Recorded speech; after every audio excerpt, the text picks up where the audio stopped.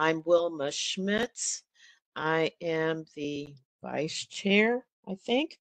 And today is a high holy day, so that's why Dan is not with us.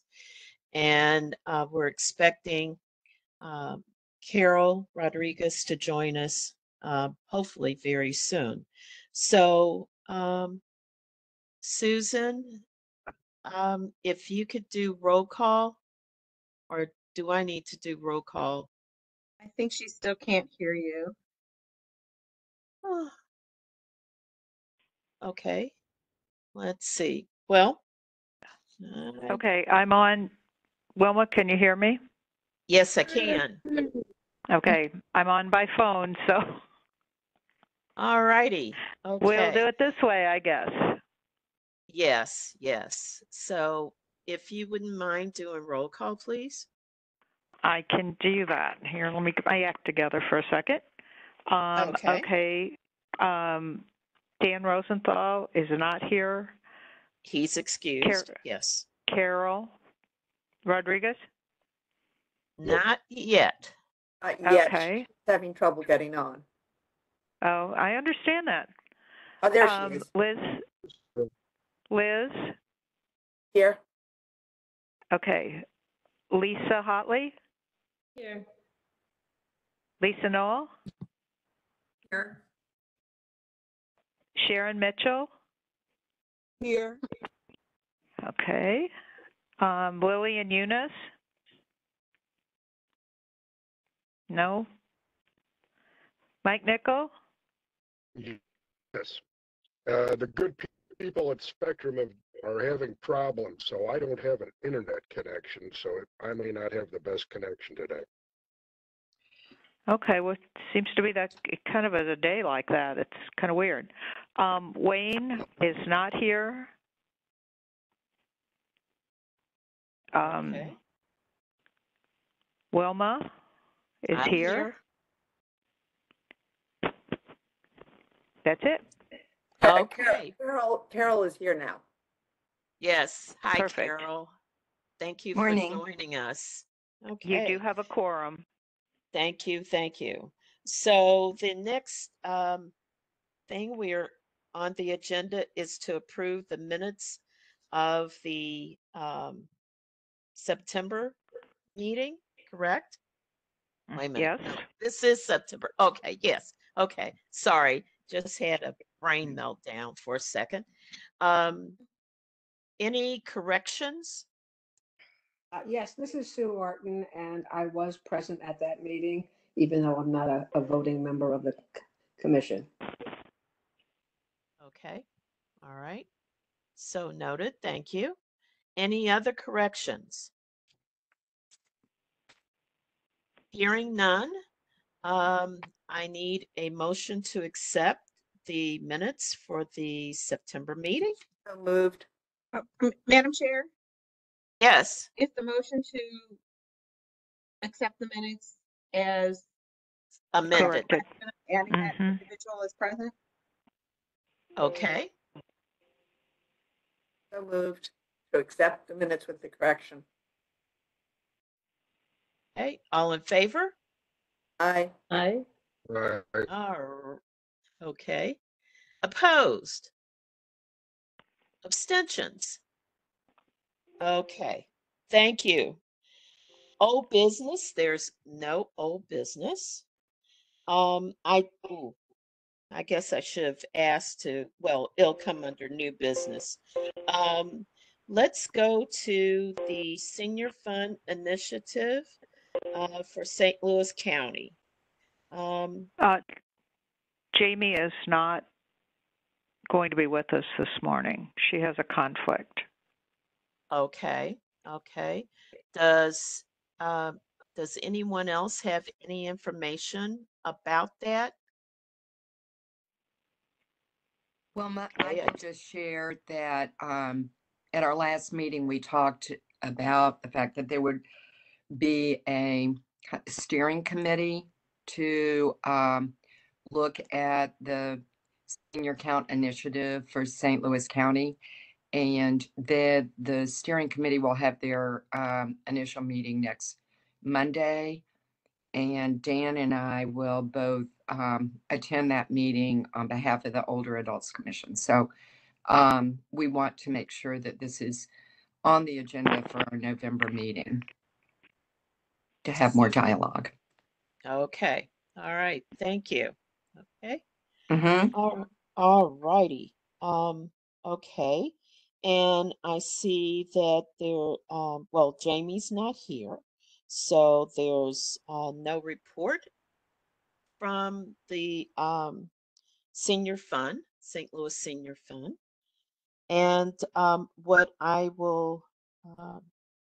I hope that we'll have some information next month on both the Senior Fund initiative and what's happening with Senior Fund in general. Commission on Disabilities, any update on that? Yeah, we have a little bit of an update. The two of the people on our commission have spoken to Lisa. My brain's not working right. Anyway, on the the ordinance for the universal design, and they've come up with some sort of a revision, but our commission has not had a chance to review it. But it's looking a little more positive as far as what we're asking for. And Carol and Dan have been very important as far as participants in this discussion. The taxi service for people in wheelchairs, we discussed that at great length, and really there's just not anyone available that's going to provide that kind of a service. The taxi commission itself meets, I think it's a regional commission, so it's not something local.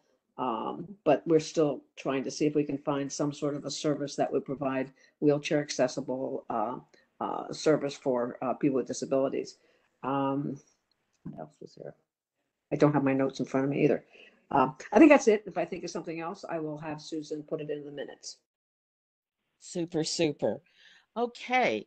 Well, now we're going to move to new business. And Paul, you're with us. And Paul's a senior planner and with the planning department. So I'm going to turn this over to Paul. Welcome and bring us up to date with what's going on in your world. Certainly, thank you. I'll start just with some quick introductions. My name is Paul Weatherford. I'm the senior planner for long range planning. I'm here with St. Louis County. I have with me Summer Jing, who is a planner in the department. She's the deputy project manager on St. Louis County 2050, and then Mel Wilson, who's the Department of Planning's deputy director. I'd like to start by thanking Commissioner Rosenthal. I know he's not here this morning, but he serves on the steering committee for SCLCO 2050 and invited us to come talk with you all today. And if you'll bear with me for just a moment, I'm going to share my screen here.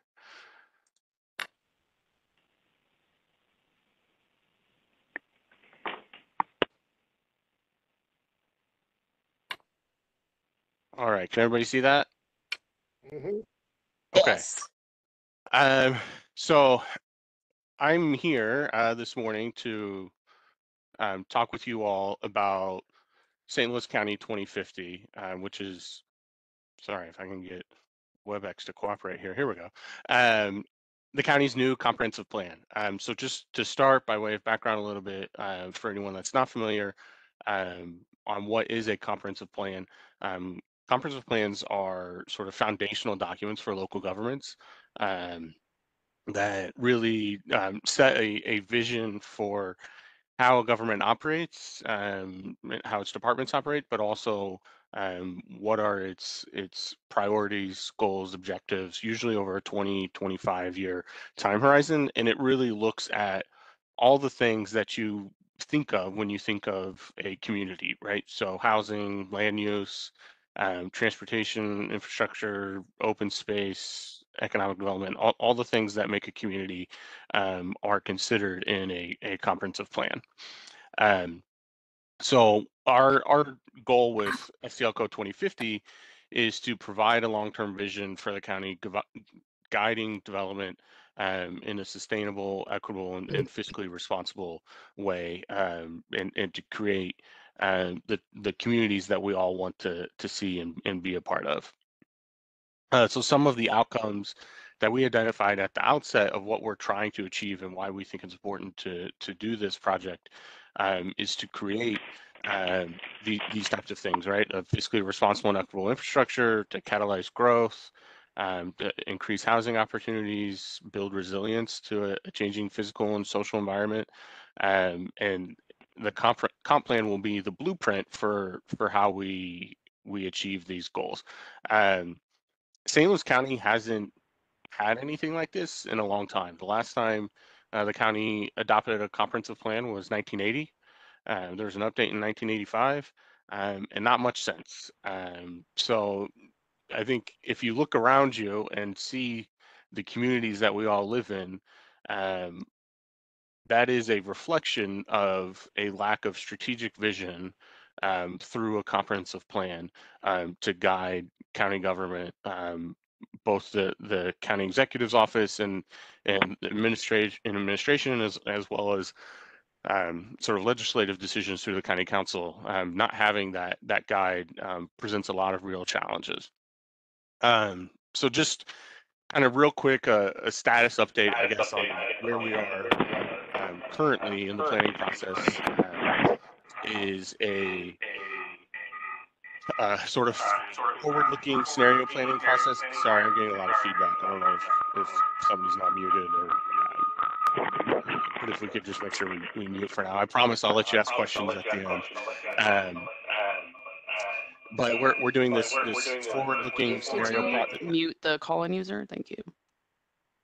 The scenario planning process where we are imagining sort of different futures for what St. Louis County could be, what we could look like, and what are the sort of levers available to county government to pull on to influence those possible futures. So backing up a little bit, in the early spring, throughout the summer, we did a lot of community outreach and engagement. We went to community events, talked to folks. We had a survey, both online and as sort of community survey, real short, but also a survey that we sent out in the mail to 7,000 randomly selected county residents, both unincorporated and incorporated, and received a good response from that.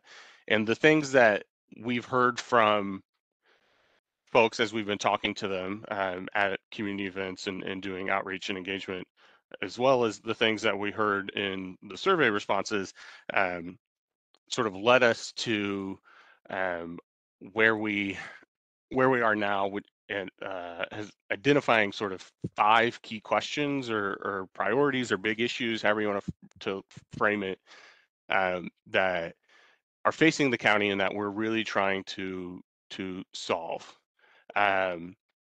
So the first one is population stagnation, and really I think that is the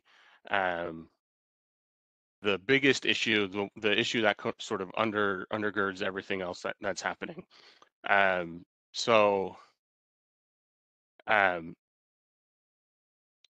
St. Louis County is not growing. I think historically or traditionally the conversation in the region is focused on population decline in the city of St. Louis, which is certainly true and a real thing, and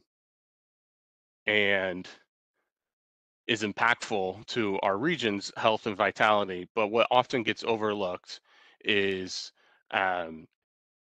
this issue of population stagnation in St. Louis County and the region as a whole, right? So in 1970, the county had around 950,000 people. Fast forward to today, we're a little under 1 million. So we've grown 50,000 people in 50 years, which is a negligible amount. If you this graph, if you look at it, it's showing sort of peer regions that we frequently compete against. This is metro region population. We were larger than most of these sort of peer communities that we're competing against in just 50 years ago. They continued growing, and St. Louis hasn't.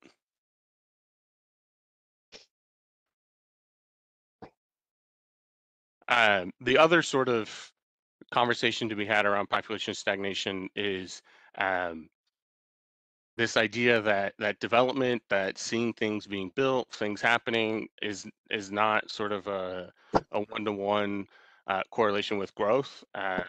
So when you look at, often we hear about, oh, St. Charles, look at St. Charles County, right? They're growing and you know, they're doing really well. But if you consider what is actually happening, it's really just sort of a shuffling people around. We're not really attracting new people to the region. So this chart is showing sort of the share of percent share of population in the metro area. So you can see the decline in the city of St. Louis. You can see sort of the corresponding growth in St. Charles County, but it's not net new residents. And then you can see St. Louis County has stayed relatively stagnant.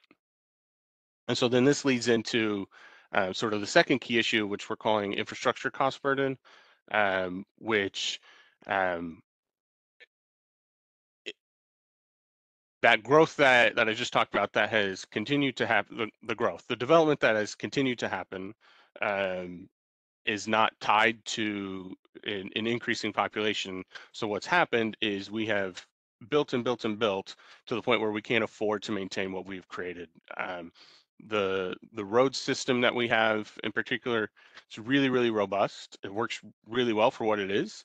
You know, if you think about anywhere you are in the county, you could probably get anywhere you want in 30 minutes if you have a car, right? But there's a cost to that, right? So what are the things that have been left behind? You know, for folks that don't have a car, for whatever reason, they are unable to drive, they choose not to drive, you know, whatever that reason might be, it becomes increasingly more difficult to get around in our community. And then additionally, it's not fiscally sustainable to develop this way. So if you were to take the stretch of road that is in front of a random single family home in St. Louis County, it would take about 100 years to generate enough revenue off of that property to pay for the replacement of the road directly in front of that property. And over that span of time, you know, roads only have a certain expected lifespan, so it would probably need to be replaced 4 times over. So it becomes really burdensome for county government to pay for all this infrastructure that we've created. And so the third issue is, it's really kind of 2 issues that we've sort of combined into one. I guess we like the number 5 more than the number 6, I don't know. But social and environmental resilience, which, you know, social resilience is really impacted by vacancy, particularly in Inner Ring North County. It's sort of this idea, if you were to create a map that shows percent vacancy, percent poverty, the spatial distribution of race or educational attainment, or income level, often with other sort of negative sort of social environmental factors, it is often going to be the same map. And then also our infrastructure that we've created is not resilient in the face of a changing climate. I mean, we've all seen what has happened in other parts of the country in the aftermath of Hurricane Helene. We've seen this, you know, similar types of events happening here just a few years ago with sort of an unprecedented rain event that led to, you know, a lot of flash flooding. The old way of building and constructing and creating our communities didn't account for the way our climate operates now.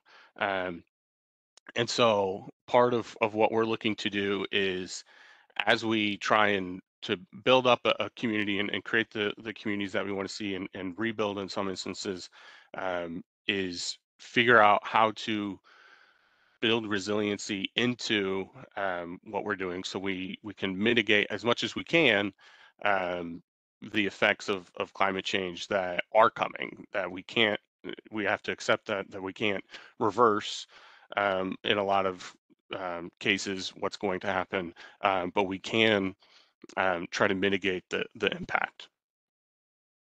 And then the fourth issue is what we're calling a job skills mismatch.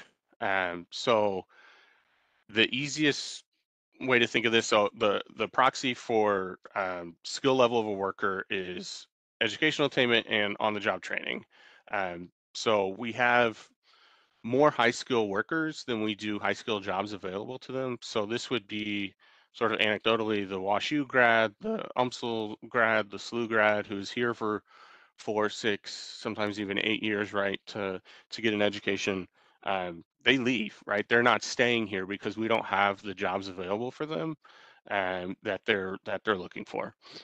Sort of the inverse of that is we have a lot more low-skilled jobs, which I think the simplest proxy for that is like a retail worker, than we do low-skill resident workers,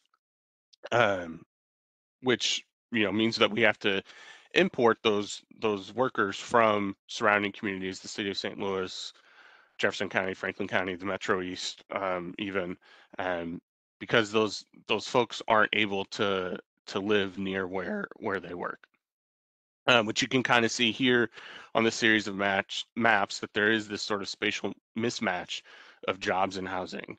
If you think about where that type of employment, retail employment is concentrated, folks can't afford to live there, so they're forced further out. They have longer commutes that can't be facilitated by really anything other than a single occupancy vehicle. And then the fifth issue that we're trying to tackle is housing diversity and affordability. Basically, what we build in St. Louis County is single-family detached homes on large lots. About 85% of all land cover in St. Louis County is single-family detached homes, and those are often large, greater than 4 bedrooms, which doesn't really line up with the average household size anymore. And where we're building is mostly in West County. That's where housing starts are happening. Where housing's coming offline is sort of North Counties, particularly in the inner ring. And then in terms of affordability, the median home value is increasing. I think historically the thought has been that St. Louis is an affordable place to live, right? And I think that's still true. But these issues of housing affordability are no longer just sort of coastal city problems. They're really taking hold across the United States, right? And one way we're seeing that is this difference in cost burden of households between owner-occupied households and renter-occupied households. So cost burden is a federal definition where you're spending 30% or more of your income on housing costs. If you own your own home, you're doing relatively well. About 18% of owner-occupied households in St. Louis County are cost burdened. The real problem is if you're a renter. 45% of renter-occupied households in St. Louis County are cost burdened. They're spending more than 30% of their income on housing costs. So if we think of homeownership as sort of this gateway to a solid middle class life, stable neighborhoods, all these things that make a community vibrant and successful, we are freezing out a large percentage of our residents from being able to access that. So I want to finish up with just talking about some of the survey results, specifically around housing and sort of transportation access. So housing affordability. So this is just as a sort of brief reminder again. We sent a survey out to 7,000 residents in the county, both unincorporated and incorporated. We received around 1,100 responses, a little more than 1,100 responses. For everything we asked folks that you can sort of see on the y-axis of this chart, these are the sort of questions we asked folks. We asked two things: how important is this, and how satisfied are you with this service or issue? And sort of when we combine those, we can kind of rank and identify priorities. And a top 3 issue across the county is affordability of housing. So it scored poorly among the respondents to the survey. Over half were dissatisfied or very dissatisfied with affordability of housing. That is, we are strongly correlating that with the cost of housing, and it's also likely attributed to not just the cost of new housing or entering the housing market, but also the cost of maintenance. So, our housing stock in the inner ring is aging. That makes sense with the development pattern that we've had, sort of sprawling out from the city of St. Louis.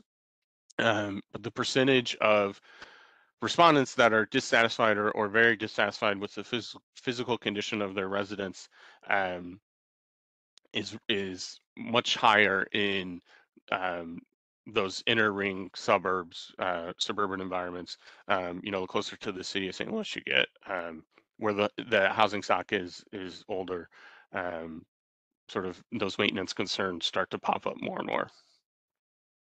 And then in terms of aging in place, over 50% of residents were satisfied with their ability to age safely in their homes. But when you sort of ask about if you need accommodations to be able to do so, that satisfaction rate drops pretty significantly. And then in terms of opportunity and access, particularly as it relates to public transit and in our road infrastructure network, people who travel without a car, or if just thinking about traveling without a car, are extremely dissatisfied and very dissatisfied with that option, right? And that relates to the way we have created our community to almost force folks to need a, a single occupancy vehicle to be able to get around.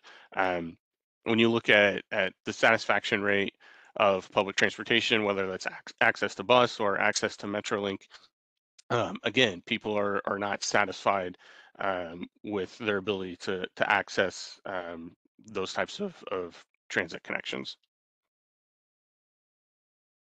In terms of walkability and sidewalks and sort of other pedestrian infrastructure, frequently the condition of the sidewalks makes what is already a really sort of unwalkable community with disjointed sidewalk network where there aren't connections where maybe people would like them to be, just becomes even more inaccessible for folks that need sort of accommodations, mobility accommodations. And then sort of lastly, there are some gaps that we have identified through the survey in amenities geared towards older adults. You can see that older adults and seniors were more, I would say, significantly more dissatisfied or very dissatisfied than those folks looking at, excuse me, amenities for children and families. So with that, I'll just sort of open up the floor for questions, comments, ideas about what you all are trying to work on, things that you want to see happen, or things that you think could help sort of move the needle on a lot of these issues. Okay, I'll start off real quick. Where can we look at these slides um, in a larger format, or where we can actually see numbers and things of that nature? They will be posted where? Yeah, so I can work with Susan to get you a copy of this presentation, but really I would direct you to the plans website, which is Summer or Mel can put it in the chat for us, but it's stlouiscounty2050.com. We don't have the survey results up yet. We're working on that. But there is what we call an existing conditions report, which is a really deep dive into a lot of the data that we've uncovered around these issues in the county, right? And you can go as far into it as you want, right? You can sort of take a surface level view and just kind of get the basics in a real general understanding, or you can really dive deep into you know, what are issues that you care about, whether that's housing or you know, public transportation, you know, economic development, all these types of things, right? So I would direct you to the website and engage with us that way. You can sign up for updates. And then additionally, we will be hosting a series of open houses in mid-November. So there will be communications around that, which will have sort of our initial look at draft recommendations for how we think we can sort of move the needle on some of these issues. So I would encourage you to attend those as well. Yeah. Okay, okay. Lisa, you have your hand up. Unmute yourself, please. Thank you. Hi, thank you for this great presentation, and it really has me thinking.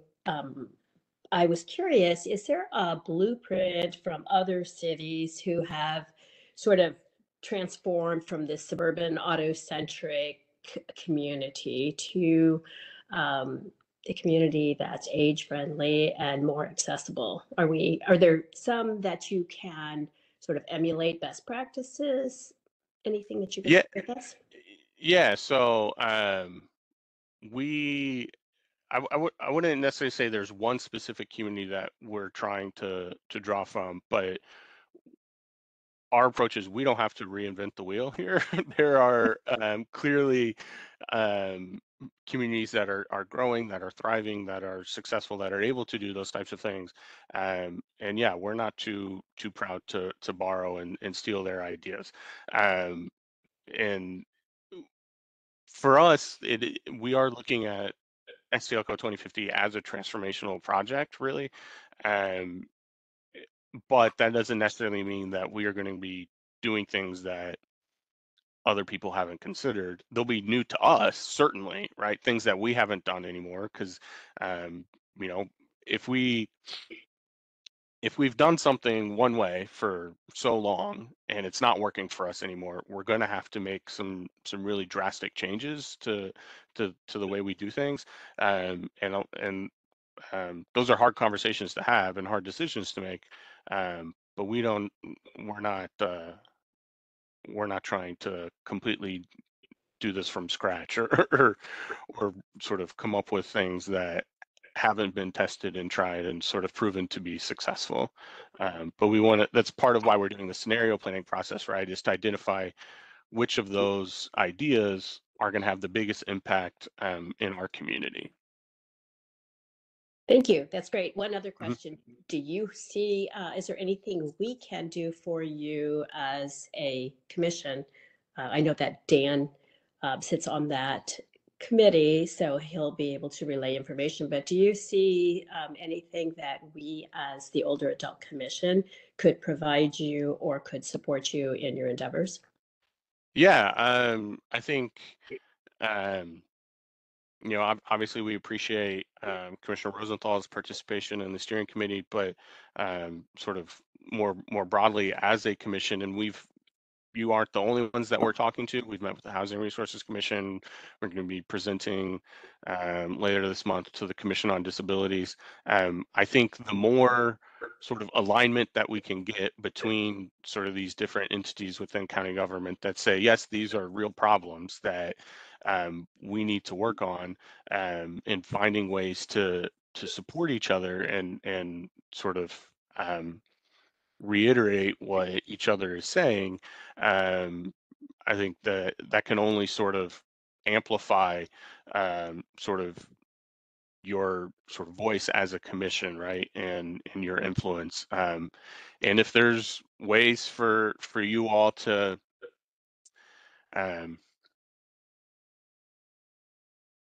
like there are certain changes that will need to be made for us to actually be able to have a meaningful impact on these issues. And if there are ways for you all to engage in those processes, I would encourage that, whether that's looking at, you know, the building code review committee, right? They've started looking at I think 2023, maybe I think 2023 building code, and saying that, you know, these are the concerns we have. We want to push for universal design, right? We want some sort of standard around that, or, you know, we want to keep, you know, energy efficiency standards in our building codes, right?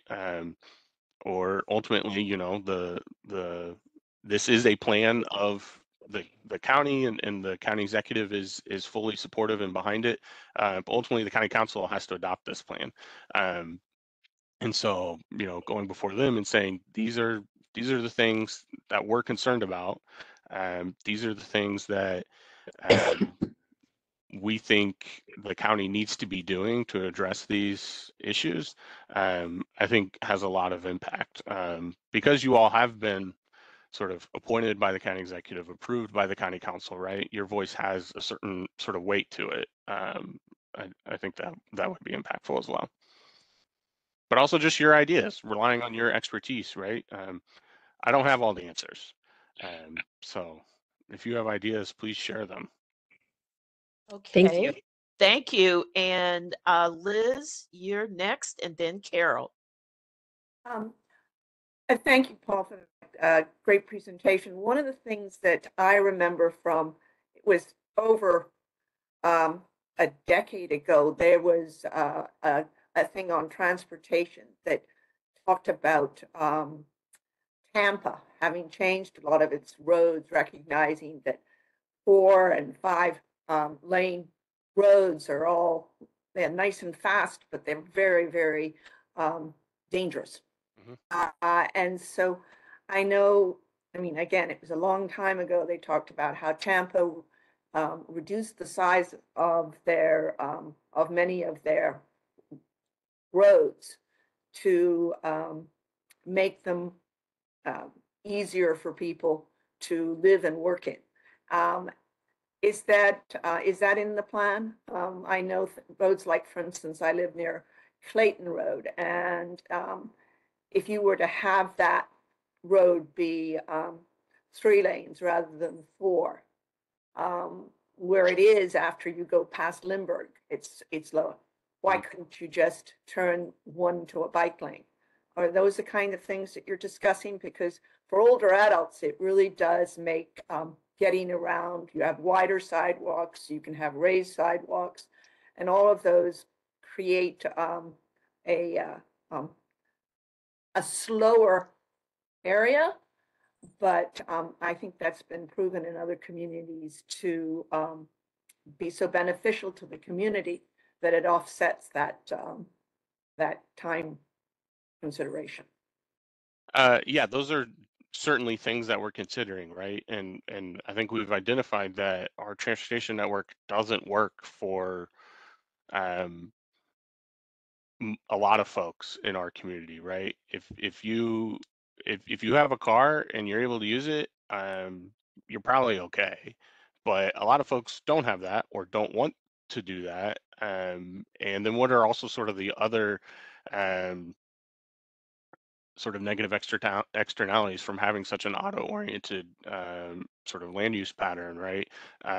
The sort of pollution and stormwater runoff from having so much pavement and the cost of maintaining, right? Like it's the system we created doesn't work for us anymore, for all these reasons and others, right? So yeah, doing things different is why we're doing this, right? Is we've recognized that it's not working and we have to make different changes. Like what you see every day when you step outside is, in terms of the built environment, is it was not handed down to us from on high, right? It was decisions that led us to where we are, right? So we can make different decisions to do something different.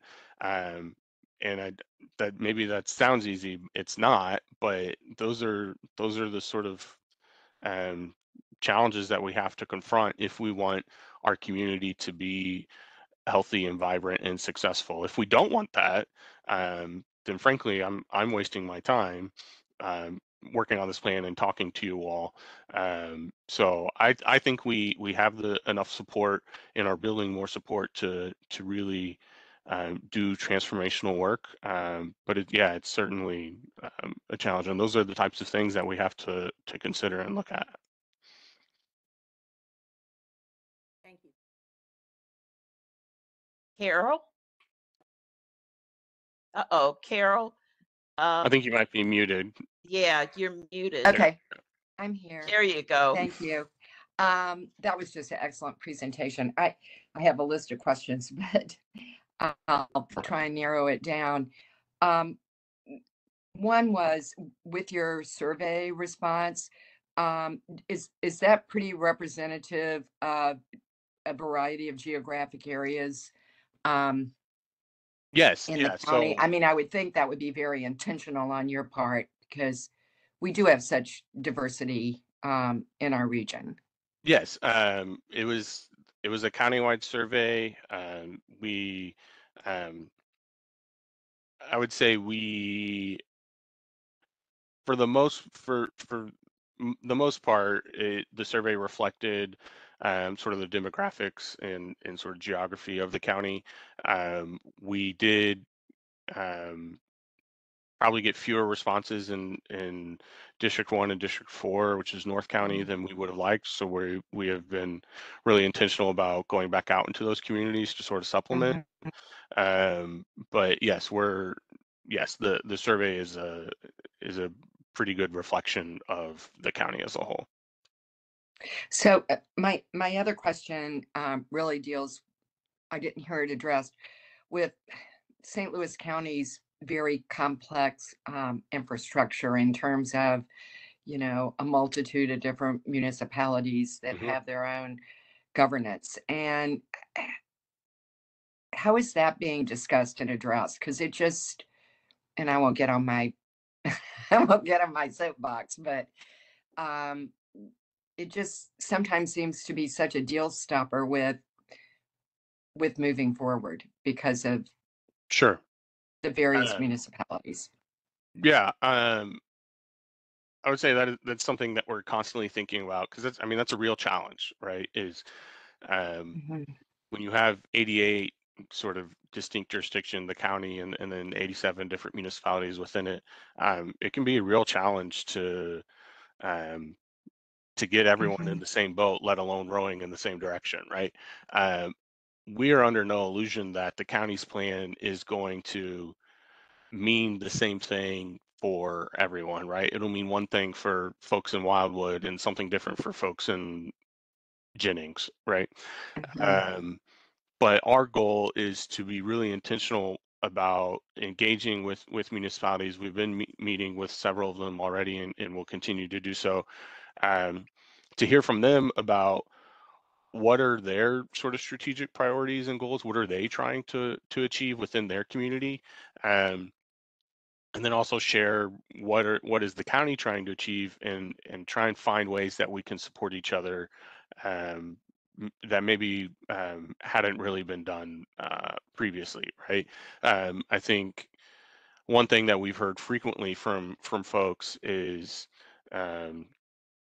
similar to what Liz just said about our transportation network and having sort of especially county maintained roads, right, that are really only about facilitating vehicles going back and forth, right? And the sort of land use considerations are left to the side, right? Well, that's not what these communities want to see happening, right? So working with them on sort of identifying what are their sort of local land use concerns and goals, and how can we help facilitate that within their community, and understanding that you know, the county is sort of the largest fish in the pond, right? Like unincorporated St. Louis County, where we have direct sort of regulatory influence and control, is a third of the land, a third of the residents. So some of it is we can lead by example, and a lot of communities will follow along with us. But it's also recognizing that it will not mean everything to everyone. But there will be something that every community, our hope is that every community can sort of hold on to and support. So yeah, great question. Well, I know it's a challenge for you, Yeah. and I'm glad it's on your radar.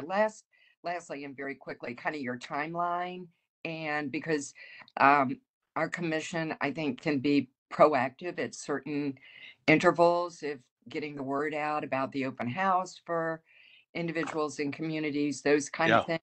So we want to stay engaged. So not a drill down on your timeline, but kind of a Sure. broader timeline. Yeah, we would appreciate any support with messaging and communications to get folks to engage with this process.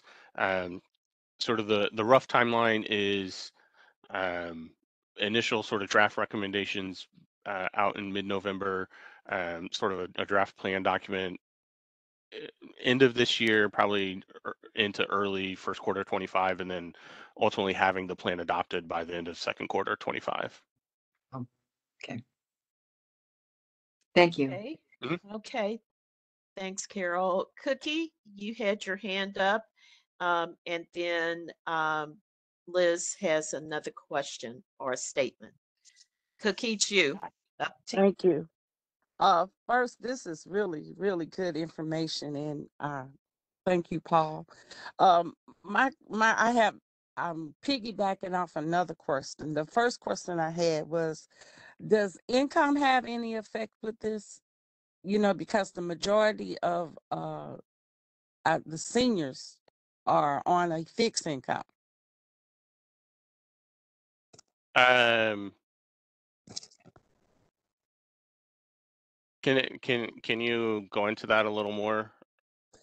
Well, like you were talking about the roads and the transportation, you know, owning the vehicle, that sort of Yeah. situation.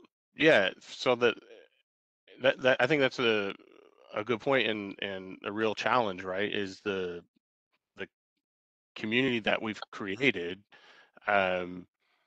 doesn't work for folks that are on fixed incomes or low incomes, and right? If you can't afford to have a vehicle or the associated maintenance with it, right, and you have to rely on a frankly inadequate public transit system in a lot of cases, it's a real challenge, right? So I think what we're trying to do is recognize that what we've created isn't working for a lot of folks in all across the county, and that has led to a lot of the issues we see um, in various parts of the county around vacancy and you know, disinvestment and whatnot. And so it's our sort of thinking is what is the role of county government? Where can we intervene to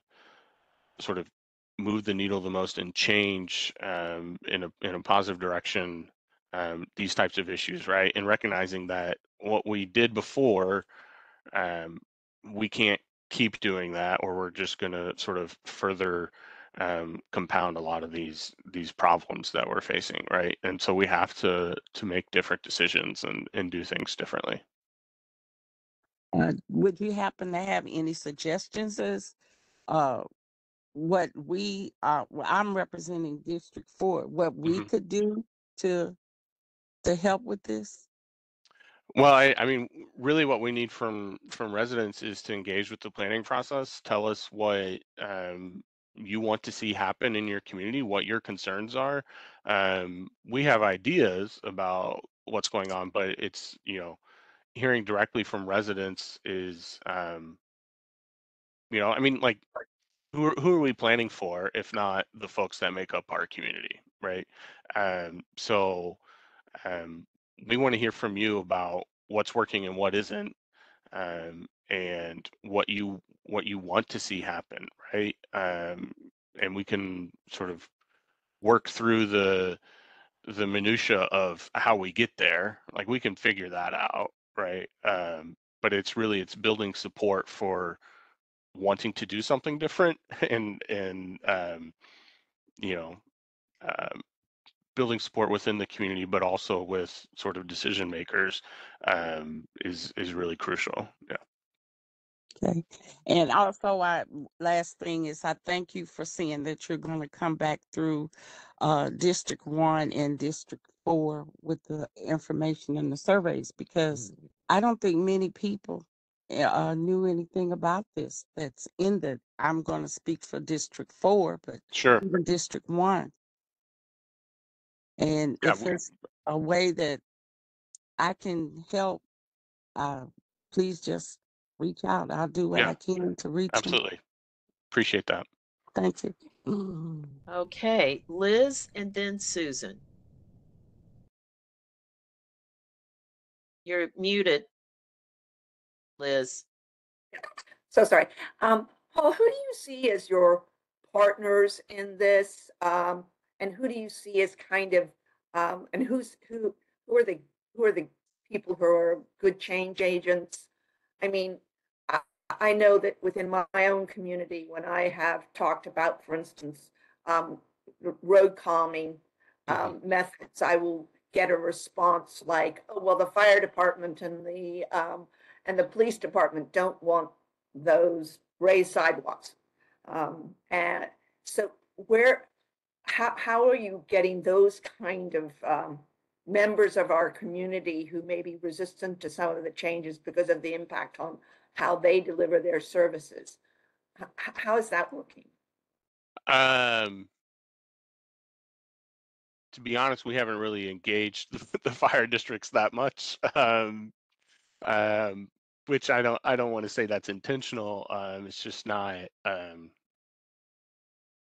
Well, I've just heard in my community. Yeah, no, I understand what you're saying, and I mean we hear that all the time, and a large part of why our road network is the way it is because of the way certain services are delivered. Certainly, um, I think it is the real answer is sort of what Commissioner Mitchell and I were just talking about, and you have to sort of the solutions, which there's real no solutions to anything. Everything's just a series of trade-offs, right? But the quote unquote solutions to these issues is not the hard part, right? Like we can figure out what it is that we need to do. It's the getting people on board and supportive is the hard part. And so a large part of this effort is bringing folks to the table, and maybe we do need to have more intentional conversations with the fire districts about what their specific concerns are, because we are going to be recommending changes that are going to impact the way that they their service provision. So um, I don't have a specific answer about how to get them on board. I appreciate you bringing that up because, I mean, to be frank, that it's not something I'd really considered before. Is that I need to get their buy-in. Well, it's just like the school districts and Mhm. these community, because they sort of bring people together, Yeah. and and if you can get those families on board, with a lot of, especially the positive outcomes Yeah. that have been experienced in other communities when they make these kind of significant changes. I think is a Yeah, I appreciate that perspective, and um, yeah, thank you. Okay. Susan, you have your hand up, and then Lisa. Yes, thank you very much. I really thank you, Paul, for this presentation. And I think I understood that you're going to be doing this to the County Commission on Disabilities. So if that's the case, I'll see you then. But my question is regarding public safety and how that kind of interacts with public transportation and also accessible transportation.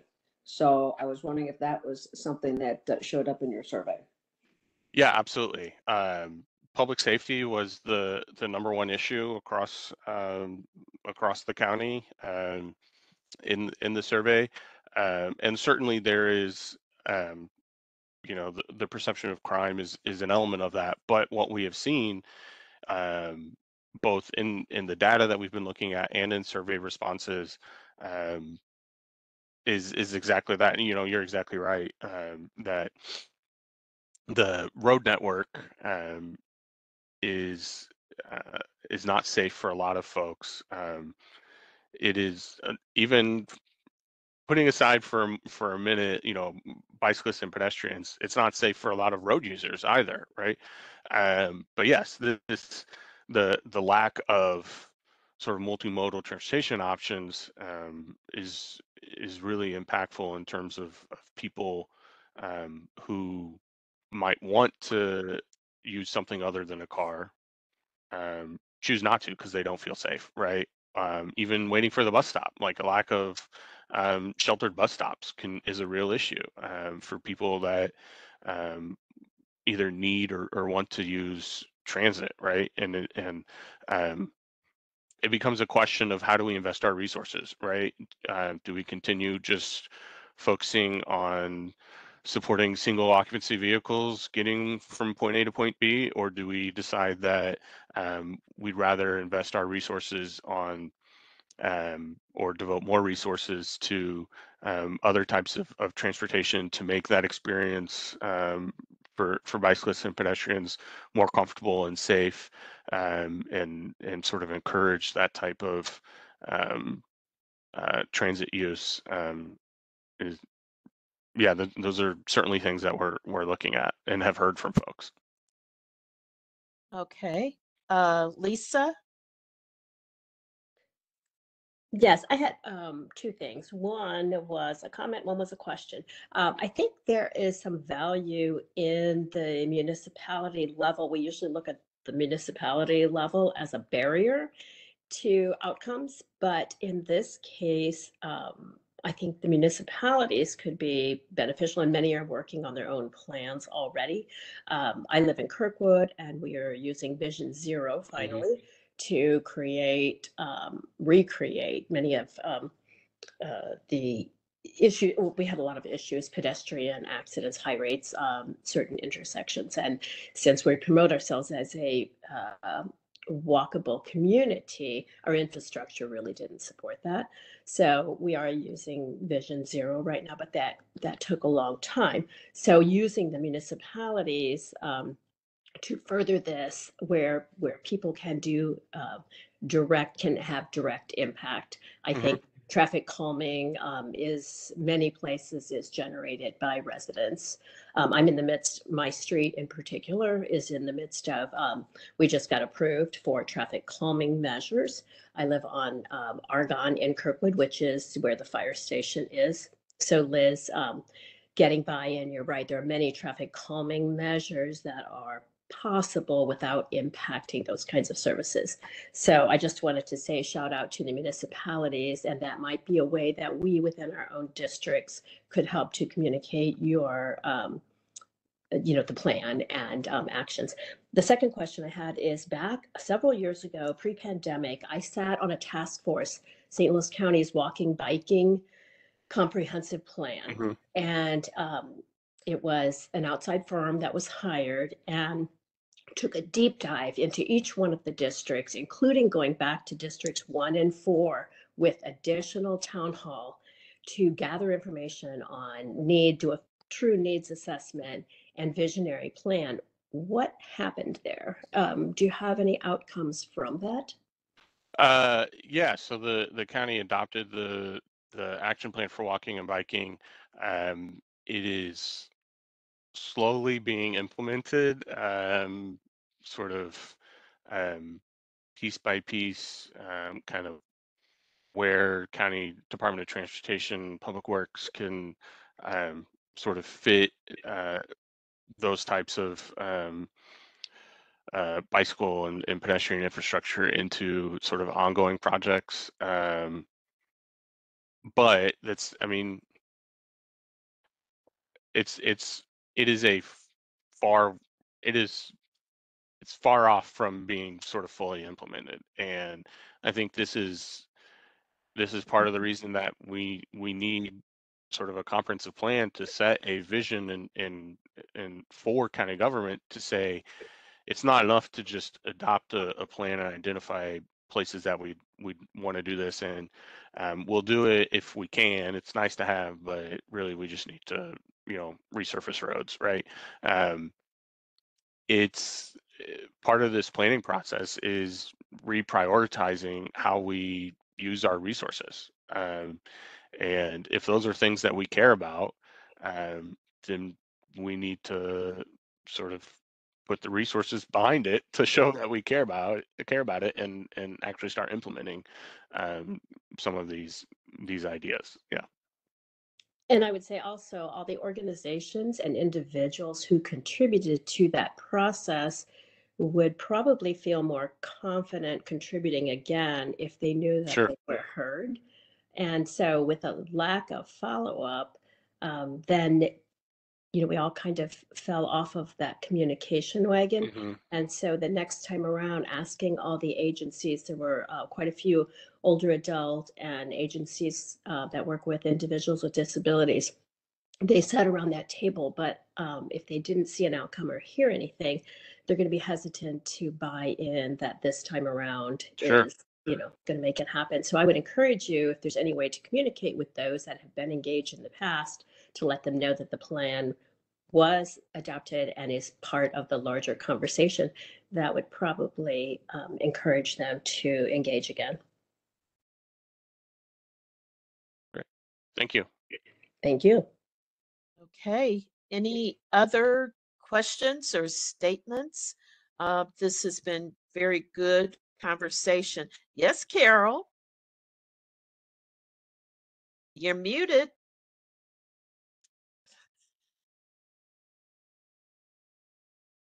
Okay, thank you. I'm so sorry about that. I was just looking over a few of my notes. And when you started out talking about population stagnation, it was just a real aha moment for me. The statistic that you had about we've only added 50,000 people in 50 years. And we look at our population in St. Louis County, and certainly we have an aging population in St. Louis County. And so how are you reaching out, or what is being done to reach out to the other end of the age spectrum? In other words, how are we engaging younger individuals and Yeah. also diverse populations in this dialogue and discussion? Yeah, so we've tried to be really intentional about making sure that we're not just talking to sort of one distinct subset of the residents in St. Louis County. And so, I mean, we have met with sort of one of your counterparts, I guess, the Youth Advisory Council. We plan on meeting with them again. We are constantly trying to think of ways to engage school districts in this effort and sort of get families and yeah, I mean, that is a hard to reach demographic, certainly. for a lot of folks. So if you have distinct ideas about something that we could do, let me know. But we're constantly thinking about one, just making sure that the folks that we are talking to is sort of reflective of our community, and that we're not sort of missing anything. But then also, strategizing about how do we reach specific demographics. Yeah. Super, super. Thank you. Did you share your contact information with the commission? I can put it in the chat here. Okay. And what I will ask commissioners is to CC the commission when you have questions so that we can make sure that this dialogue continues. It's thought provoking, and you know what's going to happen. As soon as we hang up today, we'll go, should have asked that question. Okay. So I encourage everyone to communicate and to, you'll get that aha moment when you least expect it. And communication is the key and input is secondary. So, Lisa Knoll, did you have any questions? I'm looking at faces, so if I see what I think is a question mark, I will ask. So, I don't right now, but I did enjoy the presentation and looking forward to engaging further and hearing about ways that we can help with outreach and in organizing. Yeah, super. I just want to say real quick, if I can, I really appreciate you all making the time to have us come and talk with you. This has been really great. Like this is what we want, right? We want to engage in this type of conversation, and you all have really sort of from my perspective,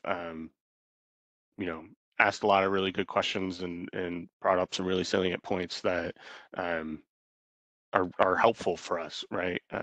So thank you all. Okay, super. So, again, thank you for the presentation. And Mike, Yes. you have your camera off, and I can see that there is, you have a little bit of garbled. Did you have any questions? No, dear, I'm fine. Yeah, and I've got the camera off because I don't have an internet connection, so I'm trying to conserve everything I can here. Okay, okay. And because we know that you are very vocal at times, so that And so you're very diplomatic, so yeah. okay. All right. Well, Paul, thank you for everything, and we will be in touch, and we'll make sure that those that weren't able to join us today, they're on the commission, will be able to get the PowerPoint and go from there. So thank you so much, and look forward to hearing more from you. Yeah, thank you. And again, just to plug the plan's website again, sign up for updates. We won't spam your inbox, I promise you, but that's probably the easiest way to follow what's going on, where we're going to be, ways to provide input and feedback. Yeah. Super, super. Thanks again. Thanks, Thank everyone. your team. Okay. Thank you. All right. Take care. All right. All right. Take care. Okay. Very thought provoking. And we will hear more from them, I'm sure. Now there was, let's see, okay, looking at the agenda, and then there is commission members sharing out and commission events. I'm going to lead off with something that um, one, open enrollment for Medicare Part D and Medicare Advantage plans start on the 15th. And it is some new things, of course, with Medicare. Medicare is always changing. So please tell your friends, relatives, or whatever to look at their mail and that they will be receiving lots of mail, but please to reach out to the Missouri SHIP if they have questions. We used to be called Claim, but we changed our name to Missouri SHIP. So 800 390 3330. So we are having in-person events with Aging Ahead and other community partners. And I met with most of our volunteers yesterday for a kickoff, and there were more questions asked than ever before. But one thing that did come out that I want to alert everybody about, CMS, Centers for Medicare and Medicaid, and their contractor had a data breach. And people are receiving letters that that it's not a spam or anything. It's real, honest to goodness stuff. We're getting some of us will be getting new Medicare cards because the information that was breached was name, birth date, social security number, Medicare number, home address. So I will make sure that I send the press release to Susan to send out to everybody. It's a for real thing. And so the scammers are going to be able to infiltrate as well. So, and of course, you don't know when or what's going to happen. So that's what's happening in Medicare world. Anybody else have anything coming up going on? Nope. Yes, Carol. You're muted You're again. muted. I just am having a problem with that this morning. Just wanted to make everyone aware, which I'm sure everyone aware, is that the senior property tax freeze process rolled out on Tuesday. I went to North County to vote.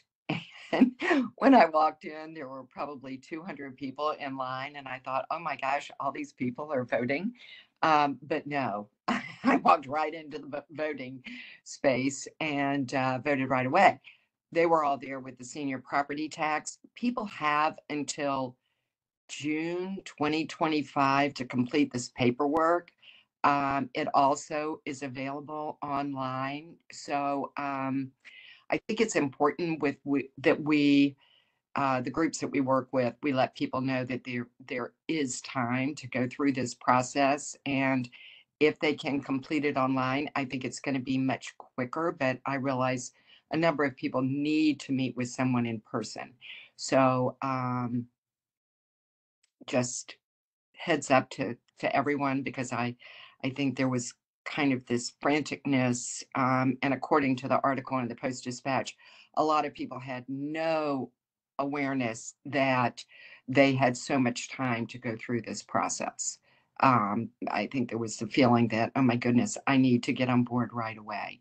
So I think it's important to share. Thank you. Hey. Carol, All right. are you aware of like a single sheeter, some sort of easy answer? When I've gone online, I can't seem to find something that would be very succinct. A, B, C, D, this is how it's done. I've seen Q&As, but everybody's, I can, is there something yeah. that we could share as a resource that would be, aside from the link to the application, including that you've got until June? Like I say, I've just not seen that in like, a 5-step, something simple that would be very shareable with the public. I got an email from St. Louis County Council, I guess because I signed up for updates to be curious about it. And it did kind of outline the process. I'm trying to think, I will forward that. At least I'm not real sure if it had the date. I would think it would have the date that people have until June, because I would think the county would want to be proactive with letting people know that, that there's a broad time frame for them to be able to do this. And the link also has, I believe, hyperlinks to how to get to the 2 other documents that you will need to apply for this. And people can do it in person if they don't have a computer. But I'll send that out. Thank you. I know Sue has her hand up, but can I just say really quickly, because I was making notes as you were talking, Carol. I think, well, we'll put something together because we need to send something out, like a 1-pager. And I don't know if it'd be okay if we use some of that information from the announcement that you got from county council, but maybe Yeah, I'm sure. Well, it's yeah. I think it's what's posted on their webpage to the, anyway, I'll forward what I'm going to put that on my at the top of my to-do list. So once we get something put together, a 1-pager, we'll send it out to everybody. Okay, great. There is quite a bit of information on the county's website for the under the Department of Revenue's part of the website. I believe that's what I received was, I mean, it was pretty succinct. I was pretty impressed that it was pretty easy to read through. That information can also be, right now, can be accessed from the county's homepage as well. Okay. Okay. And the concern that I have is that there's so many people that could benefit, don't have any way of accessing this other than going to the library and are the senior centers. So it's while it is nice that you can do things online, again, there is a vast majority of our older adults that, one, don't get a newspaper, two, that don't have access to a computer or feel comfortable. So I think that's something we're all concerned about. Okay, we have Susan, and then Susan, then Cookie. Okay, Susan. Yeah, this is Sue Orton. Again, I want to thank Carol for that information. And at our recent Tuesday realtor meeting, our company's meeting, this whole issue of the tax freeze was brought up, and there's some misinformation out there. And I really think that we need to put together that single page. I've accessed that.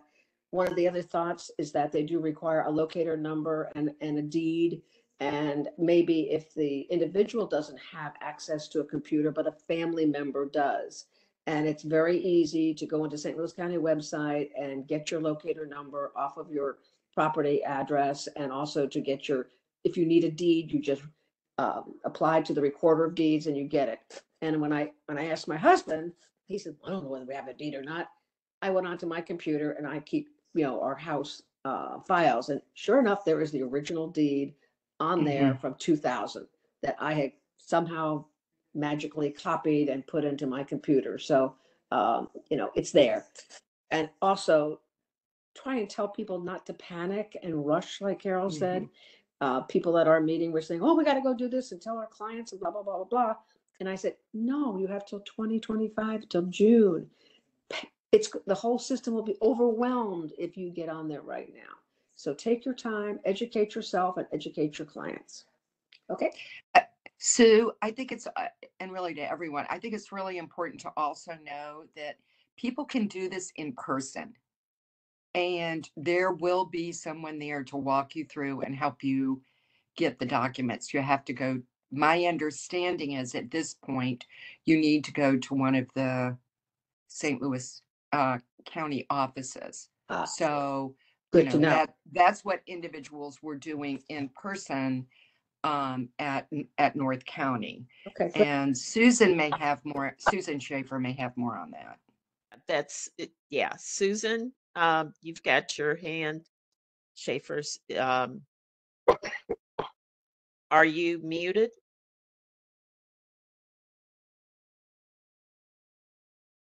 Ugh. Okay. I don't see her mic or her anything. If you can hear us, Susan, if you wouldn't mind, oh, there you are. I saw you for a brief moment. Now you're muted.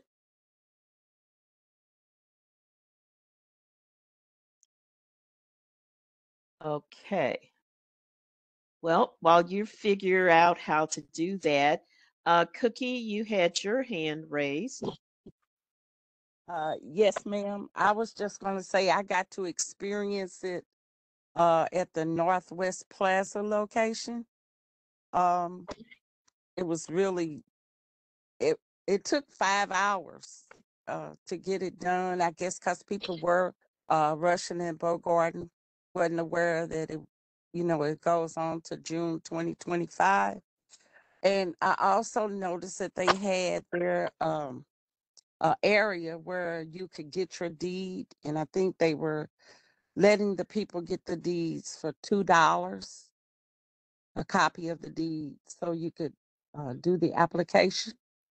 And on the deed, I noticed that it has the number that number that they're asking about. So they may just only need the deed and their identification. Okay.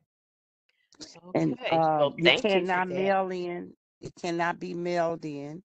And then I had a conversation yesterday with someone at the library, and they were saying that they will, they don't tell them what to put the information, but they will help them access the information, and that they also sell the flash drive so that they'll be able to download whatever documents that they need. Okay. Well, thanks for Madam sharing Vice Chair. that. Oh, Madam Vice Chair, I'm sorry. I just want to let you know I talked to Susan and she said she can hear you all, but she has no sound going out. Okay. Well, thank you. Thank you. And Susan, I'm sure that if you have any additional information about this, you will share it with us as quickly as you can. But I'm sure you're in the same boat as many of us. So I noticed that Lisa Knoll had to log off. So, okay. Any other comments about other happenings around the county? Seeing none, please note our next meeting is November 7th, and look forward to seeing everybody. That is in person, isn't it? Carol? This I do not know. Okay. Well, check your emails. We will make sure that everybody is notified. And with that, I'd like to have a motion to adjourn. I make a motion. First, could I say great job with the meeting, Wilma? I think you did a terrific job keeping everybody on track and answering all the questions. So thank you for your leadership.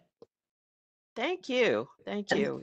And I second that motion to adjourn. Okay. So it was Carol and Lisa. All in favor, please say aye. Aye. Bye. Okay. Have a great day. Get outside, and thank you all. We'll talk to you real soon. Take care. Thank you, Bye-bye. everyone. Bye.